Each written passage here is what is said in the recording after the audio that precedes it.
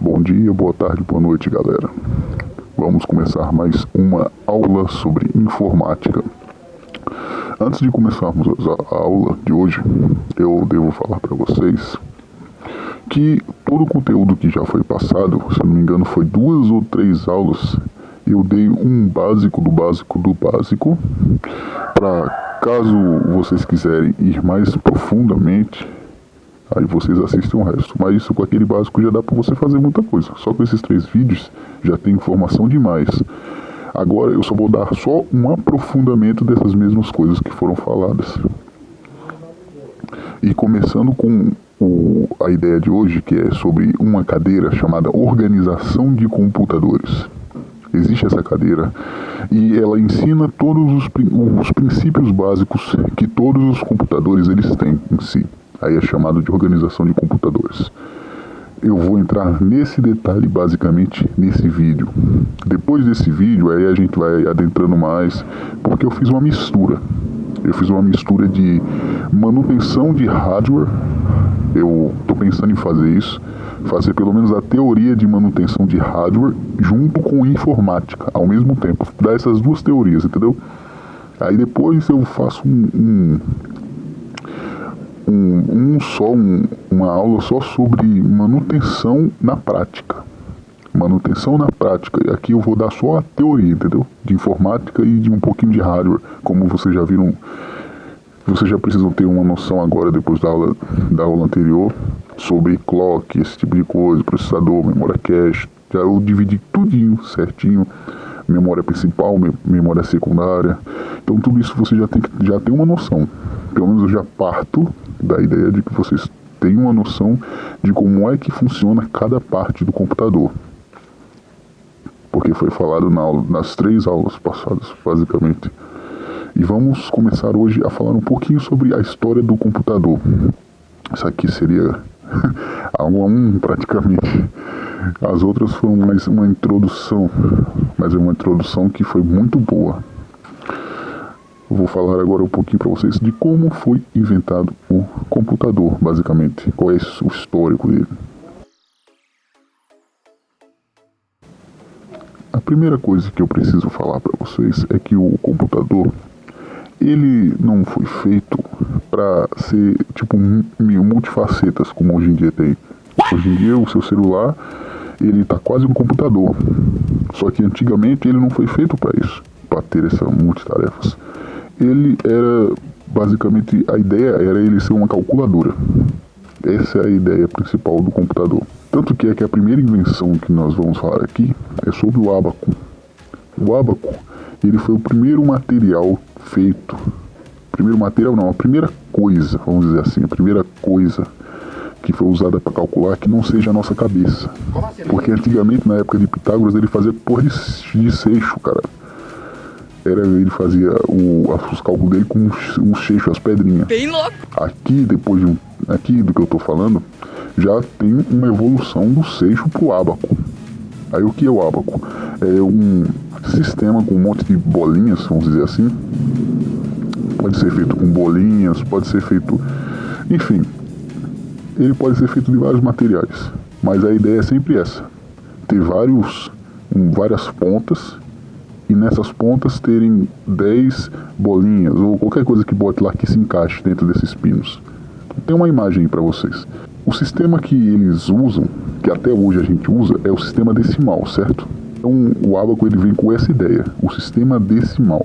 Aí tem a unidade, a dezena, a centena, o milhar e aí por aí vai. Então cada pilastra dessa daí significa uma dessas coisas. Então nós temos o pilar de unidade, o pilar de dezena e o pilar de centena, e aí por aí vai. Então cada pilar desse daí é uma unidade decimal. Vamos dizer, de 1, aí quando vai para 9 acrescenta-se uma dezena, 10. Aí quando chega a 99 acrescenta-se uma centena, 100. Basicamente é isso. Então eu já te dei uma introdução do que seria o ábaco. Depois da invenção do ábaco, foram inventados esses ábacos, foram inventadas umas máquinas parecidas com os ábacos, mas só que elas eram mecânicas. Já foi uma diferença muito grande, mas ainda assim era tudo de forma mecânica. Foi aí que tiveram a ideia do relé, que vai ser o próximo agora que a gente vai falar.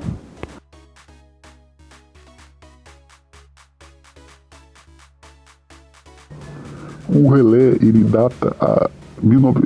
tem a data de 1930, ou seja, nos anos 30 veio a ideia de um relé. E o que é um relé? Um relé é como se fosse um botão de liga e desliga, onde ele passa a corrente em certo momento e depois ele trava essa corrente. Então o relé, basicamente o funcionamento dele é esse, a função dele é essa. Nesse momento, nós começamos a ter uma noção sobre a eletrônica e os sistemas elétricos quando vem essa questão do relé. Porque aqui começa a ideia de construção de calculadoras elétricas. E aqui também nós temos a noção das primeiras linguagens de computação. Mais para frente eu vou falar um pouquinho mais sobre essa área. Eu vou fazer aulas só sobre programação. Aí a gente entra de novo nesse detalhe. Eu vou chegar para vocês e vou dizer, lembre-se daquela aula que eu disse sobre a linguagem. Então é exatamente isso aqui. Daqui começaram as primeiras linguagens de computação. E uma das primeiras linguagens é o código binário. Eu acho que eu já falei para vocês sobre o código binário na primeira aula. Então aqui eu estou reforçando. 0 ou 1. E isso é comunicado na linguagem de computação através dos relés. Ou seja, o relé desligado ele tem um valor e o relé ligado ele tem outro valor. E vários relés dão um valor, dão um significado que é chamado, que o computador ele entende. Basicamente é isso. Cria-se uma linguagem dentro da computação. E isso só foi possível através do relé. E foram centenas de relés para criar o que nós chamamos de a calculadora elétrica. Mas não é essa calculadora elétrica que a gente tem hoje. Bem louco! Não. Era umas calculadoras muito diferentes. A calculadora elétrica ela tinha várias limitações. Não é como a calculadora elétrica que a gente tem hoje. Porque até então ela só era elétrica. Ela não era digital como é hoje.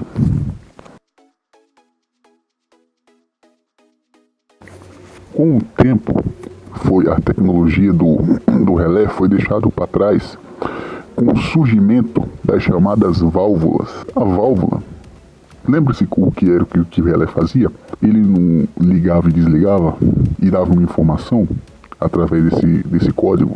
A válvula, ela era mais rápida, certo? Ela era mais rápida do que o relé, porém ela durava menos. E quando eu digo que ela é mais rápida, é porque ela substituiu vários relés. Por exemplo, ela com o que 10 relés faziam, uma válvula fazia. Ou seja, já é uma economia do caramba.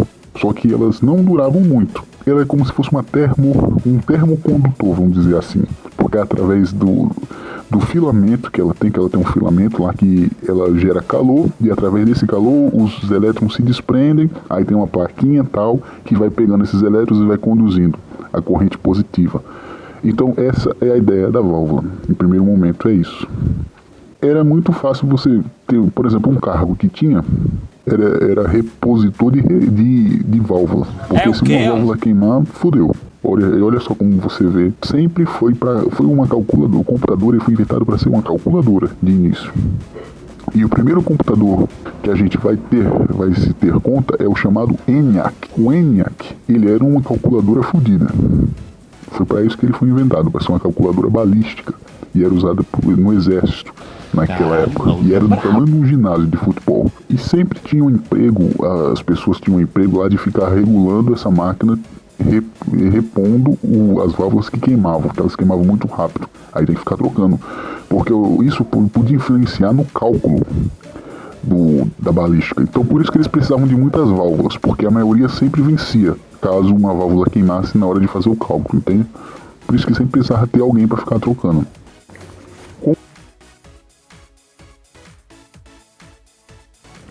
E logicamente a válvula foi sendo deixada para trás para o início do que nós chamamos de transistor. É um semicondutor. Então o semicondutor horas ele funciona como isolante e horas ele conduz a corrente. Basicamente é essa a ideia de um semicondutor, com a ideia de semicondutores. A válvula, ela já era basicamente quase um transistor, vamos dizer assim. Só que ela funcionava com aquela ideia de fazer calor, entendeu? Aqui não. O transistor, ele possui 3 coisas. São 3 basezinhas que ele tem. 3 basezinhas não, 3, vamos dizer assim, ligações. O coletor, o emissor e a base.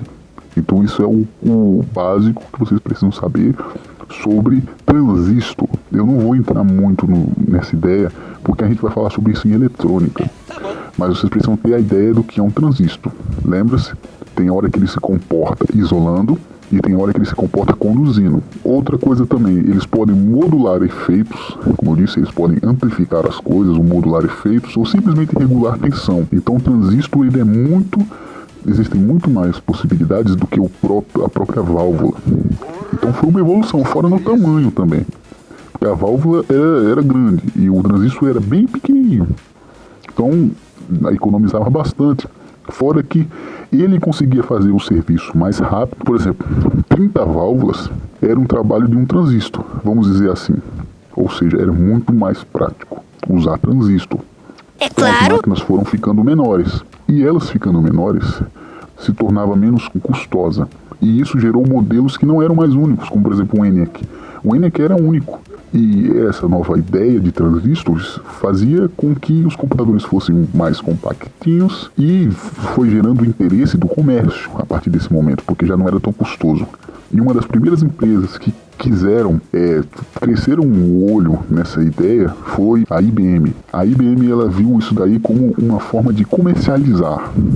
Então, daí começou a ideia de tirar o computador do uso militar para ele ir para o uso privado, ou seja, para o comércio. Então, daí foi surgindo os primeiros computadores usados para comércio. Que eles eram ainda muito limitados, ainda eram grandes. A diferença é que eles não eram do tamanho do ginásio, mas só que eles também não eram pequenos. Eles ainda eram do tamanho de uma geladeira. Então ainda não estava bom. Mesmo assim, já não era mais para o uso militar. Era também para uso de empresas, vamos dizer assim. Então já não... só basicamente era uma empresa que tinha condição de comprar um computador naquela época. Imagine só, o tamanho de uma geladeira, cara. Então não era tão assim usado em escala tipo comercial, uma pessoa que não tinha condições financeiras. Era mais para empresas, entendeu? A IBM, ela entrou nesse ramo. E o computador ainda era nessa época visto como uma calculadora.